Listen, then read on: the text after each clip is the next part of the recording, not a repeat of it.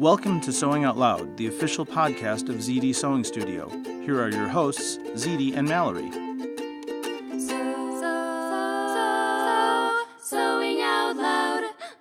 Hello and welcome to the podcast. I'm Mallory Donahue. And I'm Zede Donahue. And today we're going to tell you what is in our Serger Tool Box.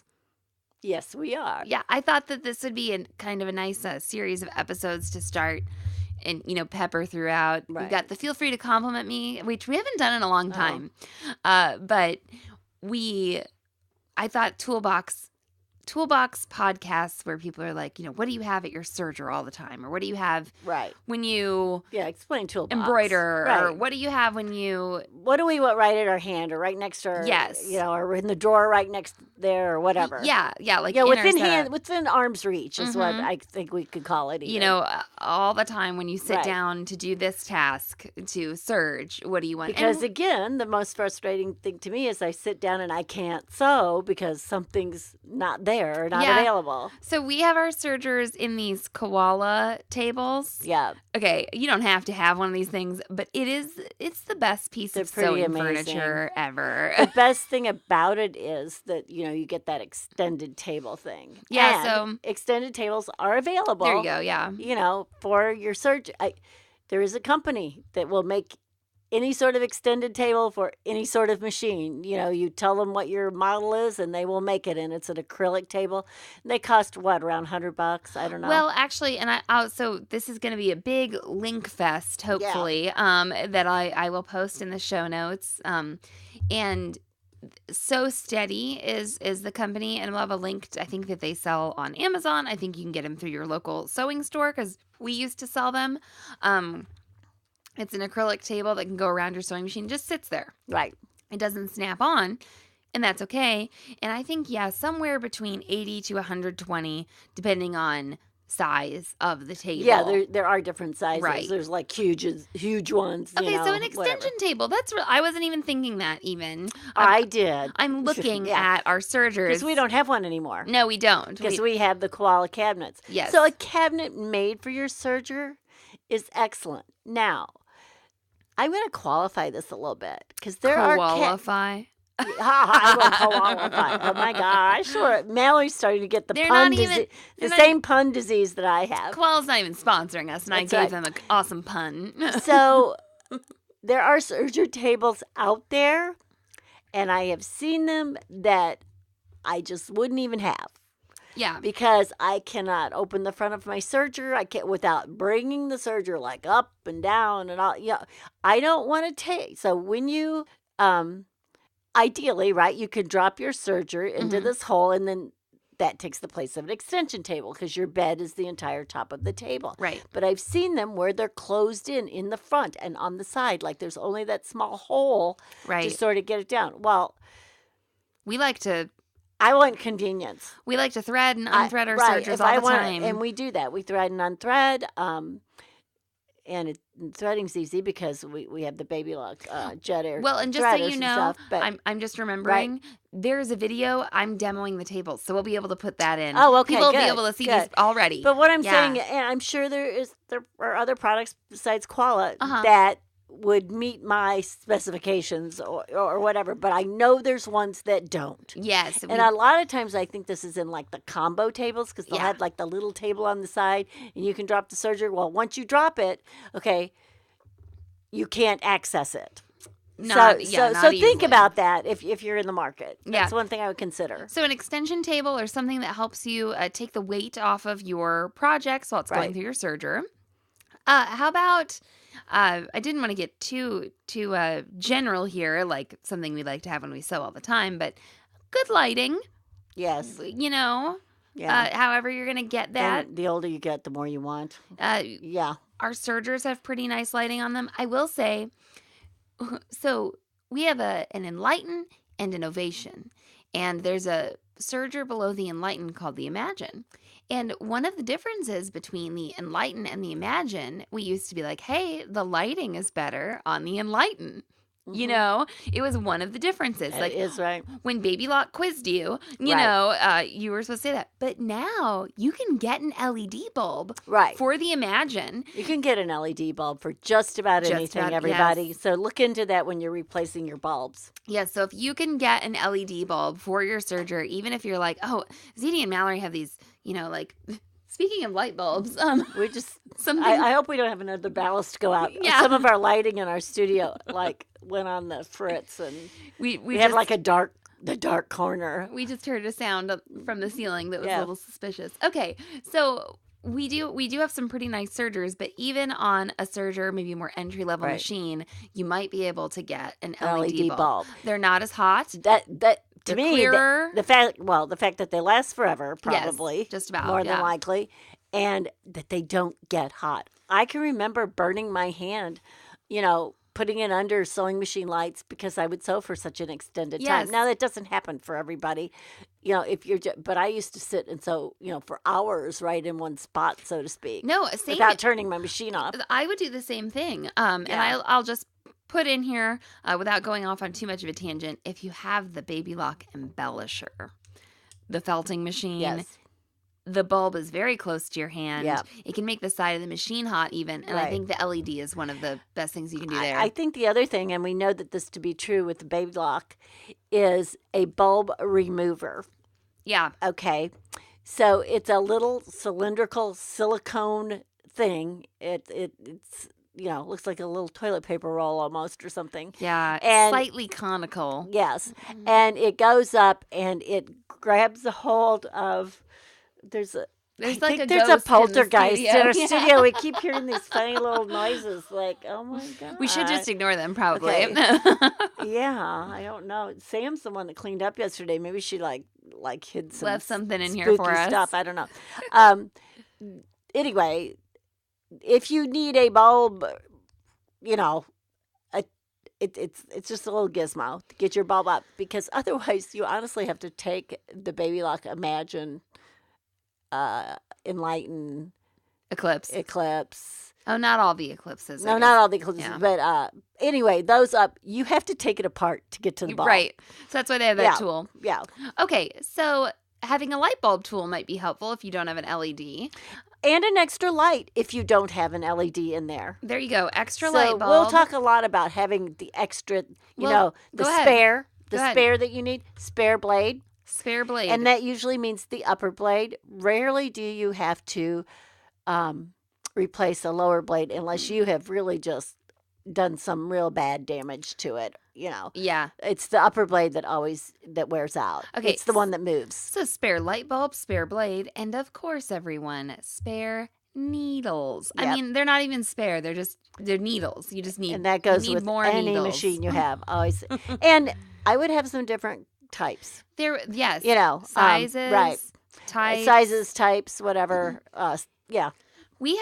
You have like a tackle box. Actually, I just looked at the Ovation, and we have like 3 different types of needles.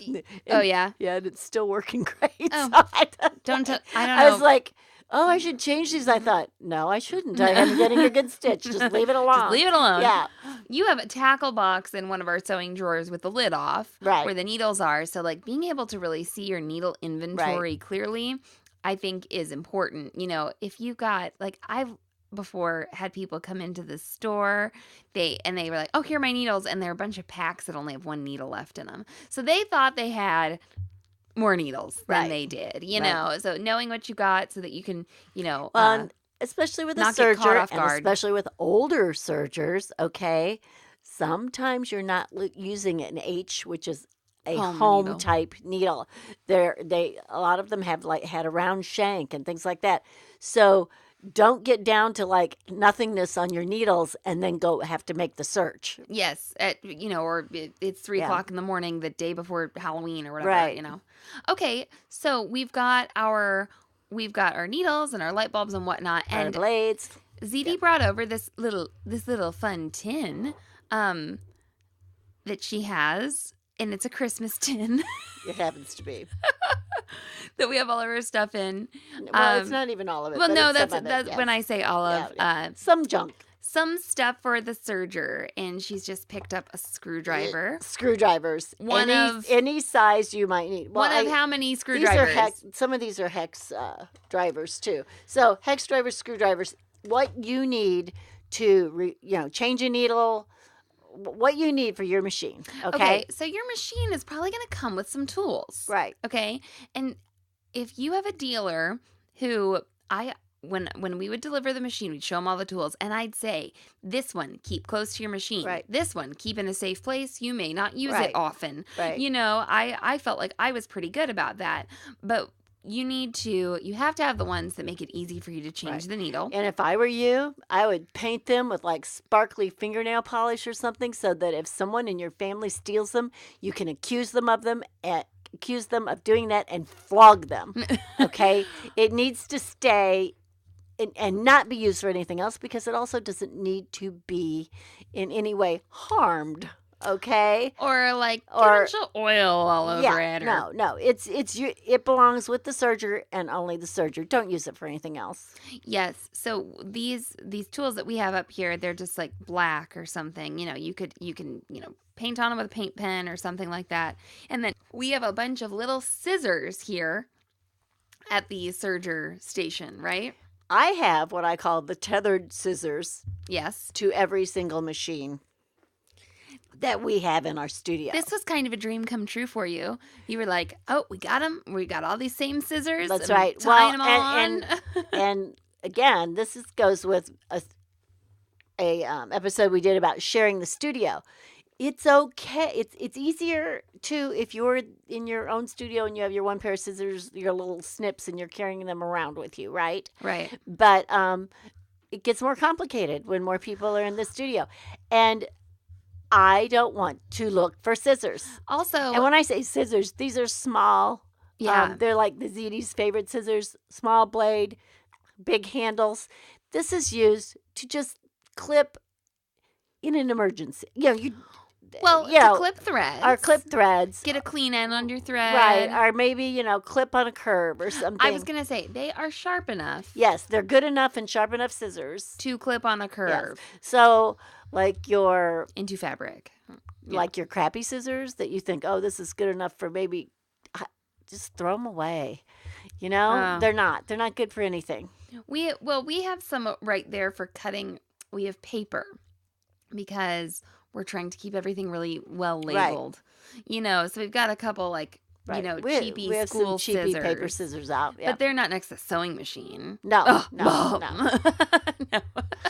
I like the way I said that. They're even where somebody else could come in and pick them up. Yeah, we don't care. Yeah. But I think that's essential. Now, some people wear, clips around their necks or scissors. I did that for years when I sold sewing machines. I also sat down one time and, jammed a pair of scissors into my thigh. Yeah. So, and people talk about, these retractable ones, and I have used all of those. Yeah. Wearing scissors on your body can turn into a not safe situation. A few people posted some tool belt type things where it was the scissors went in, but I just always want to have them at hand. Well, the other thing too is if that scissor blade is not confined in a true sheath. Yes. It can go through that apron and pierce your leg. No, that's or what I mean. They had it in a leather. I think maybe it was a group member who'd worked in an upholstery in a shop. Proper sheath, that's fine. But no, we don't do that. We don't have them on our bodies. We do have them tethered to the machine. So at the serger, we also want to have plenty of thread nets. Yep. Okay. We like to use, and before we really started using the stretch thread, I didn't really use the thread nets very much. Did you? Well, sometimes on a metallic, sometimes the specialty threads I would, but just not. Now, if I use any stretch or any woolly nylon kind, any sort of flighty, fluffy, flighty, fly away, as they would describe your hair. Thread, you really need it. And sometimes a stiff thread will do the thing of falling down off the spool. Yeah. So have the thread nuts, know how to use them properly. We have talked about that in many episodes. So in our little Christmas tin here, along with the screwdrivers, are brushes for cleaning. And what kind of brushes are they, Mallory? Do you know? Well, some of them are makeup brushes, and some of them are paint brushes. And some of them are paint brushes. That's sort of my favorite. You'll have a little brush sometimes that comes with your machine. It usually sucks. Yeah.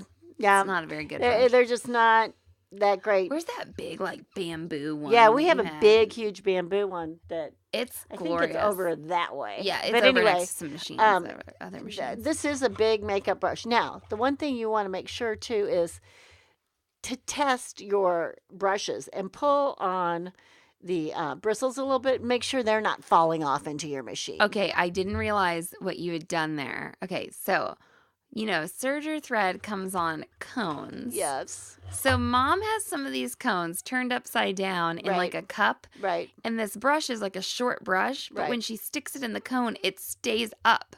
That's right. So it's like an organizational It's like tool. an organizational extension. Because if I put the... You're so smart. If I put the brush down in the cup that I have, like, some scissors and other things in, it gets lost. Right. I can't find it. No, so you've got like round organizational things. Right. They make really good funnels too. I want to do an episode on sewing on like baggage. Like, all these people are like, I got these little cute things from IKEA.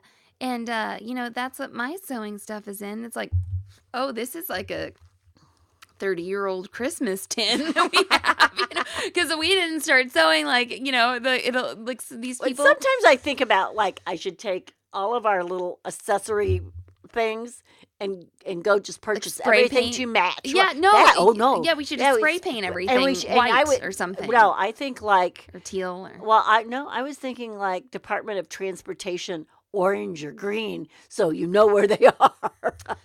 Well, we'll talk about that. But yeah, we got baggage, everybody. What about glitter? We don't have Let's spray them with glitter. We've got baggage. We do. Okay, all right, moving on. So anyway, speaking of spools that get kind of empty. Yes. So we do on the Baby Lock Serger, we do what we call a lasso type procedure, where if you have a fuzzy thread or stiff thread that won't go through your port, and we're talking about these are the ports where you have the air threading. So what we need is like a scrap piece of thread. Yep. So what I have some spools that are nearly naked and just have some thread on them, and I will keep those for my lasso thread. Yeah, this would actually be okay if it is older serger thread. Right. As long as it's not, terribly disgusting or something. Right. But it's like a leader. It's the end of the spool and it makes a leader. Right. Yes. And, other people may want leaders for other reasons too. Yes. Now, we use this instead of using the wire that comes with the Baby Lock Serger. Right. Okay. I tell everyone who has a Baby Lock Serger, put that wire away. Keep it really safe and do not use it unless you absolutely have to. And this is the reason why. It's expensive. Yep. I don't know how much they are anymore, like $20, $25. They're expensive. It's expensive for a wire. That looks very small. Right, yeah. For a wire. And you have to have a Baby Lock wire because the other wires you buy for other sergers are not long enough to go through the closed system that the Baby Lock has. Yeah. So when would you use that? Well, a lot of people use that wire as a leader. The only time I have ever had to use that wire, and if you notice, ours have never been used. No, we've not had to use them on our sergers. Right. What happens is people pull their threads backwards through their serger. Sergers love to make lint, and they pull some sort of lint into their threading system. Right. And we have had to take that wire and go through and push out that lint. We've never had to do it on our sergers, but I'm just remembering. Right. I can see the lint plug in my mind's eye right now. So, this person comes in and says, "Oh my gosh, I cannot get my looper threaded," right. and I mean, "Oh no, my machine is broken." That's what you hear. Well, she said, I think I can remember. I don't know this. who it was, but most people are. My machine is broken. No, she said, I can't get this looper threaded. I just don't know what's going on. The other one threads, and so that says to me probably everything's working okay if one will thread and the other one won't. Of course, there is the possibility that something's up or whatever. But yeah, so I got, I said, do you have your wire? We had like an old one in the back. And I closed your threading system as if to thread and ran the wire through and then poof, and it was a good, it's a good plug. 1/4 inch of like pink and gray lint. And she was like, oh, she knew exactly what it was. She like knew the project. Right, I said, so this is plugging up your, threading system, and ours never gets plugged up because I don't allow anyone to pull a thread backwards for one reason. Also, keeping it clean and just keeping it clean with your little makeup brushes, and your paint brushes, and your little vacuum, right? That's right, and your vacuum. Another thing that aids in threading or whatever, of course, is the mighty tweezers or pickups or hemostats or needle holders, whatever you call them. But a set of little tweezers usually comes with your machine. With your, yes. More often I'd say like with a serger than a sewing machine. Oh, yeah, they come with, Okay, if you are what do I want to say? I used to be like a young, person who thought they didn't need tweezers. Okay, like kind of arrogant about thinking I didn't need tweezers. And the Baby Locks thread in such a way that you don't have to use tweezers, right? Okay. Right. But I remember Dr. Frank, who is the voice at the beginning of this podcast, he was like, oh, it just can work so much faster because they won't get caught on your skin and da-da-da-da-da. And he just was, kind of a wizard with the tweezers. Right. And it actually, you don't have to have them to get into a small space, but it can be helpful when you're working with many threads in a lot close of people's proximity. Hands are big. Yeah. Or they may be like arthritic or have some sort of range of motion issue with their hands, and that will help them. The other thing that I use the tweezers for, and this will be a segue to some other implements that we use, is you may need to push the fabric slightly under your foot and hold it there. So it works as a little stiletto type thing. So I've used it that way also. Yeah, I just started sewing a seam the other day, and my top fabric got folded back just because I was going really fast. The top fabric will want to scoot back on you. It's the nature of the beast, right? So the other thing that we have is something that is stiletto-like. Maybe it is a chopstick that has been sharpened, or maybe it is a stiletto, or maybe it is a dental implement. We love dental implements. We love those. Yes. Your dentist sometimes will be happy to give you the old ones if you're really nice and talk to them in a proper way. Yeah. My dentist Don't complain too much. My dentist has an ovation, so she gets it. And I have also used my little hex tool as a stiletto. The little hex tool that comes with the Baby Locks for needles up, and it's on the and it has a handle on it like a screwdriver. Yeah, but it's on the Ovation and the Evolution. So I have used that as a stiletto. I've used the end of my scissors as a stiletto. Yes. There's lots of things that you can sort of stilettoize, I guess. But it's nice to have something that you can push. And it's nice to have something you can visualize so that, the scissors are bulky and I don't like to use them. Yes. I've done it, So like I said, your pickups, and I love hemostats too. So, do you use those they are at the machine? I don't use them as, I've got a pair over there. I don't use them as much, at the machine as I use them for other things. I think that I probably actually don't use these tools like as much as I should. Some of the stiletto stuff, maybe when you've been sewing 100 years. I know. Well, it's just kind of funny here because, you, even though you are more experienced, you're using some more tools, and that gives you a better, and result. I think, here's the crappy little brush that comes with the machines. But crappy little brush that comes with Baby Lock sergers, and, so I guess we shouldn't call it crappy, but the brush part the brush part's crappy. The other end of it's very utilitarian. Yes, the brush part is not very robust, as brushes go, for the amount of lint a serger makes, but the other end is a needle holder.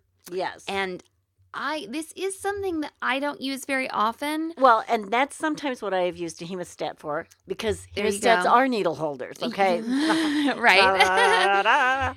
But a lot of customers who would have difficulty visualizing that area or something, the needle holder's great. Well, sometimes I know you're putting that third needle in on a cover stitch, say, and it's in the middle of 2 other needles, there's not a lot of room there. When I've wanted to use it is sometimes taking a needle out. Like, it just uses a catcher. I like putting it in, too. Catcher, yeah. I've used it both ways. Zede, we need to take a break for a message Because we're break. boring our audience? Is that why? Give them a breather? It's 20 Go minutes. get a snack and come back? Yep. No, listen to the message break. Oh, okay.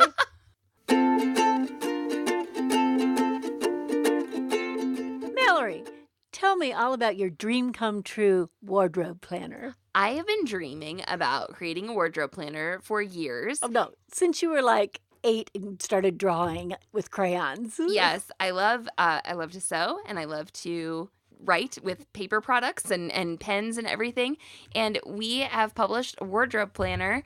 We have a couple of different options on our website. There is a universal wardrobe planner that you can purchase for $19.99 and print over and over again.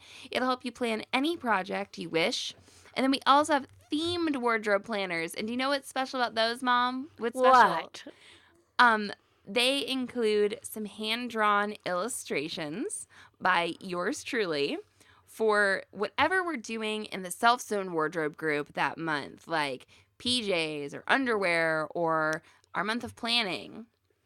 Because we theme our months. Yes, so you can tackle a new wardrobe section each month in order to build your perfect self-sewn wardrobe.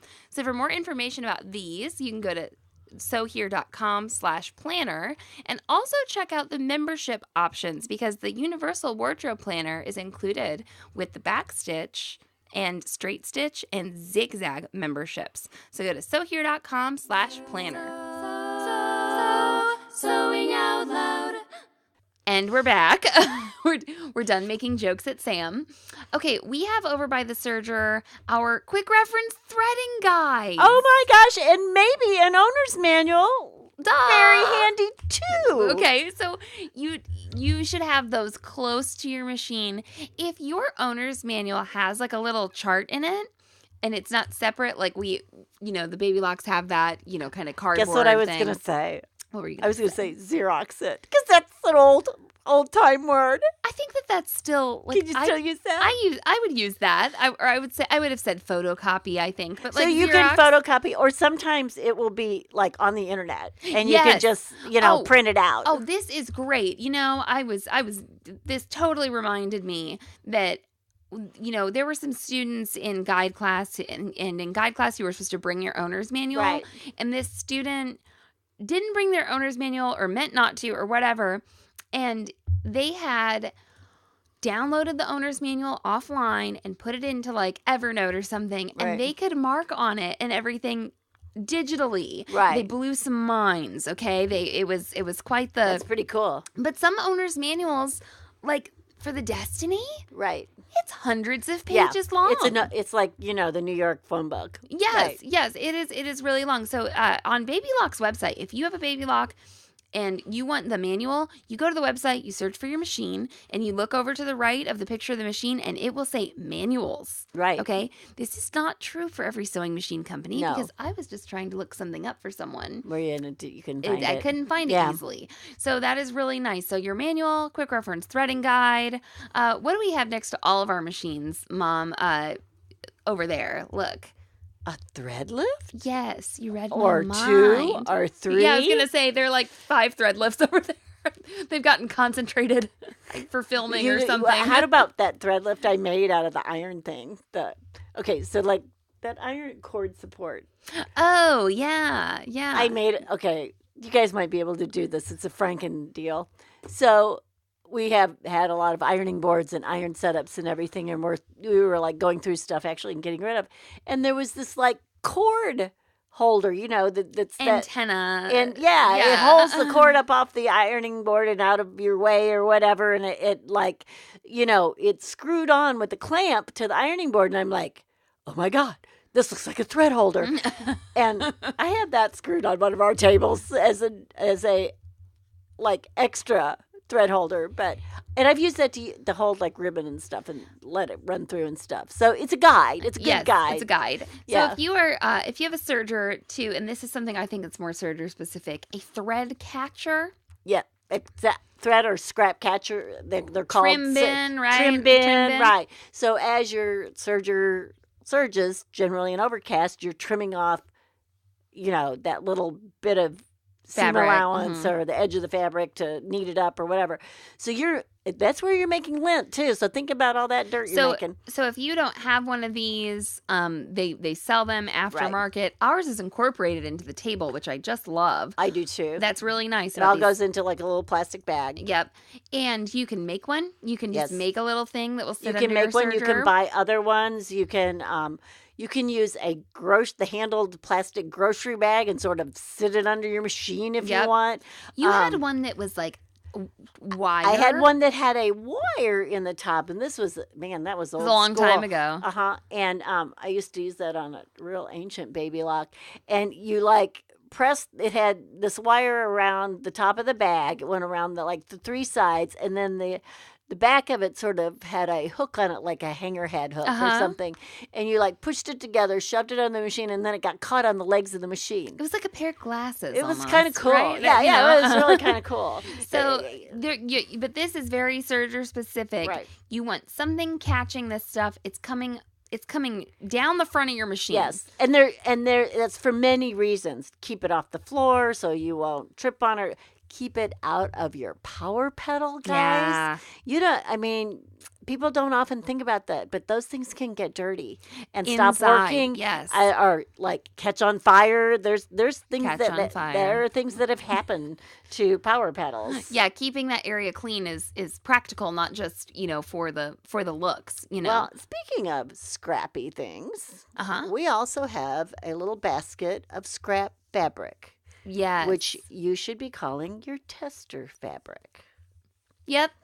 So if you with your project you haven't picked up your little scraps and taken them over to the machine with you from the cutting table, or you cut one day and now this is the day you're going to sew and you don't particularly have you need a little bin, a little something that you can just pull over and grab those scraps and test your stitch on that. The times when I think this is most useful is I'm going to stitch on, I'm going to alter, ready to wear or something. There is no scrap. That's true for me to test upon. So I go in our scrap bin, and it's not just one type of fabric, right? No, we have everything. We have everything from satin to tulle to cotton to all the different types of knits we've used. It is truly, Yeah, I see some rayon. I see some fabric with some sprinkles, sequins on it. Sequins on it. We probably have sprinkle fabric too, if you look hard enough.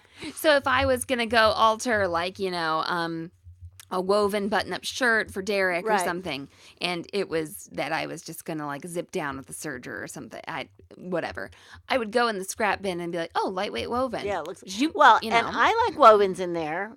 My reasoning is if the stitch is screwing up, I can go on a woven and see what thread is pulling or not pulling or loose. It's easier to visualize than on a knit. Yes. So a little, this can be a little tray.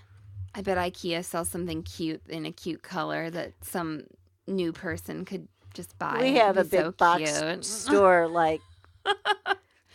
we just have this big ugly thing. It's not that ugly. It's not ugly. I'm kidding. It's fine. I like those things. Yeah, I like it not be ugly. It's got the holes in it. And I kind of like those, the plastic thing. We have a lot of those. They're white. Yeah, those are nice. So a test fabric there. And you've got thread. We're not going to talk about thread because I think we've talked about serger thread before, on the podcast. But I think that, there are magnetic pin cushions or just pin cushions over there too. There's always, and pins. Always pins and pin cushion. Yeah. And I also like, you guys, to have a big hat pin available. Okay, in case I want to take that pin and pull a thread from, on the cover stitch machine, I do that so that I can secure it. Mm-hmm. There's a video on that too. Yep. But I like that big hat pin because it sort of has the thing on the end of it is like a handle, right? But yet the pin is small enough to get in the tiny places. So I think. There are two more things that I see over there. I've got some too. Okay, a ruler. Yes. Or a Ruler or seam seam gauge, gauge. something that measures, even a measuring tape if that's what you want. But we have small 6-inch rulers and seam gauges all over the place. Yes. Okay. You don't want to have to be getting up to get one of those. Why would you want No. and try and find it? Yeah, Oh right. my gosh. Have one of those next to your machine. So what I use it for, mostly at the serger, is to measure where my blade and needle are as compared maybe to the edge of my fabric. Seam allowance Yes, even though I have markings on my serger as to, is this a 5/8 away or what, or a quarter. Sometimes I just want to make sure again. Oh, I do it when if I ever go to make a woven garment with that 5-thread safety stitch. Oh, yeah, especially that. Okay, you're sewing, you're cutting, you're finishing, end of game, You're right? You're talking about the combo machine because, Yes. that seam allowance can be an inch. Right, right. But it'll be gone too. Right. And you've done everything all at the same time. Well, and I tend to wear a tape measure around my neck often. That became a habit while being in the store, so that you didn't have to look for the ruler that you thought was there. And the tape measure is not going to poke you in the abdomen. Right, or it's anything. nothing. But you can be caught, at a restaurant with it around your neck. Measure. That happens too. And then in the olden days, it was kind of like, oh, haha. But now with the rise of the popularity of DIY, you kind of look like a tool. Like you're trying to be like, oh, excuse me, look what I do. This is my tape measure because I sew. I'm special. I'm so sorry. I'm so sorry. Look, me make things. Yes. Ask me if I made my stuff. Hashtag me make it. Okay, so there's a magnet. This is a cool, cute little thing I think you did. Yeah. We got these little magnets. Horseshoe magnet. It's a little horseshoe magnet. They're like a novelty item. Right. And you have our double-eyed needle stuck up there to it. Yep. That's holding my double-eyed needle. So if you want to weave back in it holds little metal bodkins too. Places. Yes. And I like to have one of those near the serger as well as one at the work table because I don't always weave in my ends. Oh no, I have sitting at the serger. And you do get two double-eyed needles usually when you purchase. Yeah. So you can't. But I would suggest that you somehow tether them or corral them. Yeah. Because they tend to look like something else. They roll, they go, you can pick them up in a wad of fabric and not know you have them if they're laying there. Yes, they're bigger than They're not expensive, but they're priceless when you want them. Right. They're very, very nice to have. So double-eyed needle, though, for Serger Tool Box and Serger construction, big time thing that we like to have. And that was included in our knits box, our Sew Here knits box. I have two other things on my list. Yeah, Let's see if you have anything after I talk about this. So, spool adapters are helpers. Oh, yeah. Okay. So, most of the time, a lot of times we don't use these because we have our thread lifts there. Yeah. But sometimes you will be using a spool on your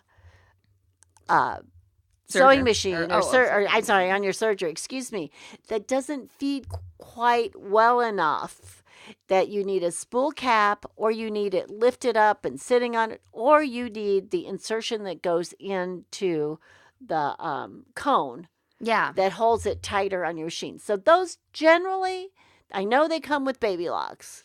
Yes. I think they come with most machines now. The industry understands they're not expensive, so they're not something that the manufacturer cuts, And yet, let me just tag on here, or a heavy-bottomed cup to hold something. Oh, I was just to say, is that your second one? Or a plastic margarita glass, because it lifts it up, and it's right there. So we used to use those in the shop all the time. And it made it look fancy, and people were like, why and at the end of the summer, the big box stores have all those plastic glasses that they've tried to sell you through the summer. So I use plastic, don't use glass. But a small cup that will hold any sort of non-conventional spool or ball or whatever. Or yarn or whatever that you're going to use. Yes. You need that. The other thing I have is your seam sealant. Now, we don't keep this at our machine. Right. We keep it at our work table because then we, after our garment is finished is when we seam seal. We don't seam seal while we're sewing. but that maybe if you're categorizing or if this is the way you organize, you may want it there. Right. Depending on, yes, this is all going to be kind of personal because, this is reminding me of when we would go to Baby Lock Attack and go to like a sales seminar. And there was this one guy, I can't remember what his last name was, but his first name was Rafe. And he made this awesome joke. He was like, hey, all those vendors out there telling you about things you should put up next to your sales counter so that people will buy them when they're leaving. He goes, the ideal store would just be a whole sales counter where you could, because everyone would say, oh, this is the best thing. You should get it for your store. Put it up at sales counter. And there's supposed to be like 50 things, just like, I don't know, like your sales, like your point of sale was like an altar or something. Right. So we have like a spice rack behind our serger. Empty spice rack. It was the old spice rack found at Goodwill or something. Or a thrift store. And it's on our wall and it's holding a lot of these things, like a lot of the needles, a lot of the screwdrivers, the tin that I have described. And this is all really very close to our machine. Right. You might have some things, like you might have a machine that gets put up and down and you have tools elsewhere. And I actually was thinking about this, about people who don't have their own sewing space. I was thinking about how fortunate we are. Oh, yeah. And, for years I had to, put things away and put things, or sacrifice a dining room table or sacrifice something in my house that had a dual purpose. It wasn't just my sewing area. And I was thinking about this because your time for sewing is so precious. You don't want to spend it, setting up and unsetting up. And I would suggest that you do toolboxes. Yeah. So that when you get out your serger, you just have to get out, the toolbox. Yeah, the red toolbox. Yeah. Now, it doesn't have to be a toolbox. It can be any sort of container you want it to be. I'm just picturing some of those like plastic locking. Yeah, that's what I am. I am too. I'm thinking of something more flat and so with that handle. everything's visual is what I was kind of like laid out. Yeah, so you can see it. And I would also do that with my project if I did not have a sewing space, because I would have something I could put it in that I put everything that goes with that project into. And I just want to add on, let's say it's going to be serger time for you. Right. I think that if you do have a sewing area where you have to get out and put away boxes like that or whatever, you might want some duplicates. You might want to. No, that's what I'm saying. You need to seam gauge in every box you might have to get out. Give yourself a pin cushion. If it costs you an extra $1.29, right? To not have to open up all these different, or you may have 3 boxes. One is the general box, and then you have a supplementary serger box, and however you organize will help you. Yes, we all organize in a different way. Some people organize their fabric by color, some by content, whatever. But organize how you want to organize. And you know what? If it doesn't work, you can change it. So don't get hung up on how it's organized either. Another thing that we might speak of is the sliding foot pedal. Oh. Okay. And a lot of people will put shelf liner under it. There are things you can buy. I've had people tell me that they put a bead of hot glue along the bottom. I wouldn't do that. Okay. Sounds a little... Yeah, it's permanent. not something I would do. Yes. Okay. Cutting up an old yoga mat, excellent. Yeah. Excellent. Really, that's a good idea. And we have a lot of those, so we can use them for a lot of things. But even sometimes an old mouse pad will work.